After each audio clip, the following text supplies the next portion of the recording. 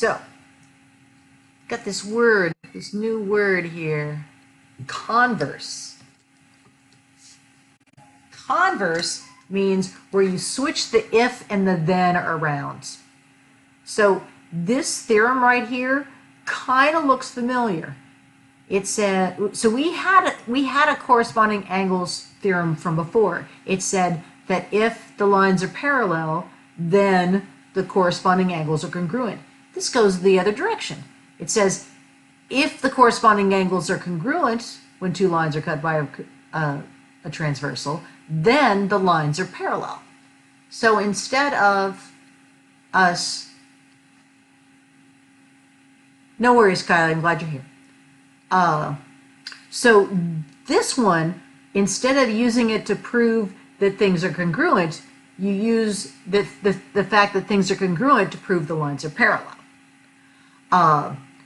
There's math that we'll do in that seems identical, but it's technically different. So check out, so for example, they'll ask a question, find the value of x that makes m and n parallel to each other. Well, if these guys are going to be parallel to each other, it means that this angle has to be congruent to this angle, right? These are the corresponding ones. So that's how they wrote their equation. They said, okay, well then these guys have to be equal, solvey, solvey, solvey, therefore x has to equal 20. So x equaling 20 makes the lines be parallel.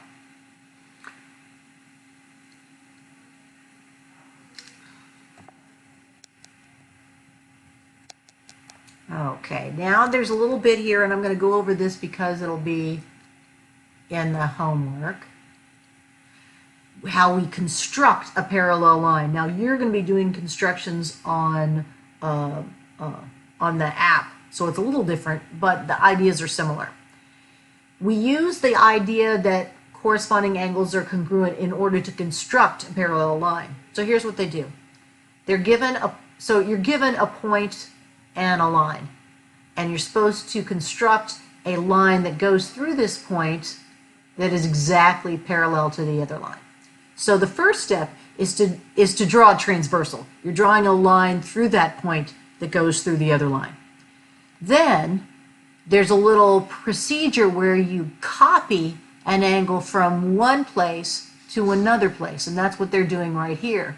Then once you've copied the angle, it makes this line be parallel to this one because this angle is congruent to this angle. They're going to ask you a question about that. Now, clear this.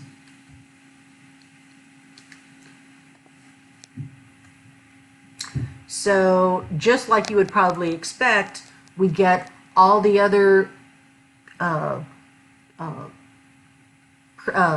theorems that we had before, but going the other direction, the converse of them. If the alternate interior angles are congruent, that makes the lines parallel. If the alternate exterior angles are congruent, it makes the lines parallel.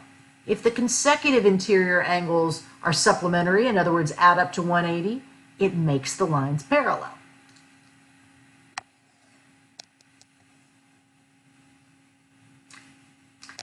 Here is a proof of one of these converse theorems. So here's what they do. They say, so we're given that so what we're saying is if we assume that angle 4 and angle 5 are congruent to each other, does it mean that the lines have to be parallel? So we say, okay, let's say they are congruent. 4 and 5 are congruent. We know that 1 and 4 are congruent because they're vertical, right? This one and this one have to equal each other. But we know that 1 and 5 have to be congruent. Excuse me. So we were given that 4 and 5 are congruent. Then we know 1 and 4 are congruent. Check out, you've got this, we've done this before. You've got two things that are congruent to a third thing. Angle 1 and angle 5 are both congruent to angle 4. That's what this transitive property is. We can say, okay, they're both congruent to 4, that makes them congruent to each other. And if 1 and 5 are congruent, then the lines are parallel because we had this first theorem here that said that the corresponding angles, if the corresponding angles are congruent, it makes the lines parallel.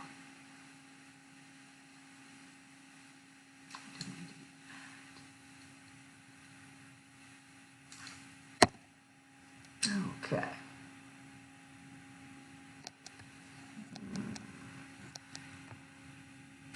Ooh, check this out. Transitive property of parallel lines. It turns out that if two lines are parallel to a third line, they're parallel to each other. Which makes sense, right?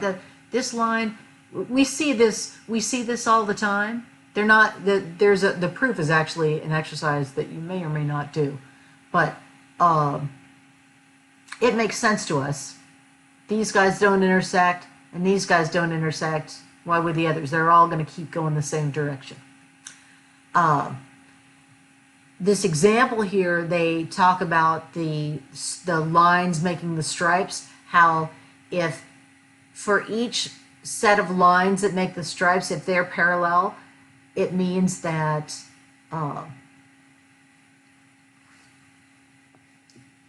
this first one here has to be parallel to the last one, because it sets up a whole series of, well, if S1 is parallel to S2 and S2 is parallel to S3, then 1 is parallel to 3, and so forth and so forth. There's a long chain of parallelnesses. All right. So you'll notice these are not new problems. The only difference is they're asking it differently. They're saying what value of x makes the lines parallel, as opposed to the lines are parallel, what does the value of x have to be? On this set, notice you've got to see if you've got a pair that's the kind that is going to make the lines parallel. Here's an example, like right here on number 17. These two angles being parallel to each other, being equal to each other, does not make the lines parallel. Those are vertical angles. Those are going to be equal no matter what.